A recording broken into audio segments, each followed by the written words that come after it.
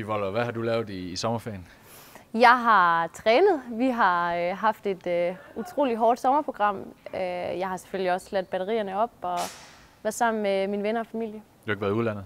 Nej, jeg har rejst rigtig meget med håndbold, og vi skal rejse rigtig meget igen, så jeg tænkte, at det var på tide, at jeg blev lidt hjemme.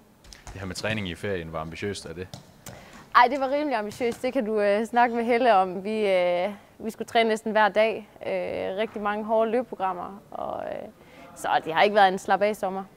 Så nu kommer I så i gang med at træne rigtigt på håndboldbanen og sammen med holdet. Hvordan bliver det? Det bliver dejligt. Vi glæder os helt vildt. Det er dejligt at se pigerne igen. Der er selvfølgelig lang tid til sæsonstart, men vi glæder os helt vildt. Ja, hvordan var det at møde ind og se de andre forhold her? Er der nogen, du hænger mere ud sammen med i ferieperioden, eller hvordan er det? Altså... Ja, selvfølgelig er der det, men vi har det alle sammen rigtig godt sammen, og det var bare rigtig dejligt at se hinanden. Hvad er forventningerne til sæsonen fra din side? Min egen præstation? Jeg har mange mål, vil jeg sige. Jeg vil rigtig gerne bide mig fast på landsholdet. Jeg har fået chancen.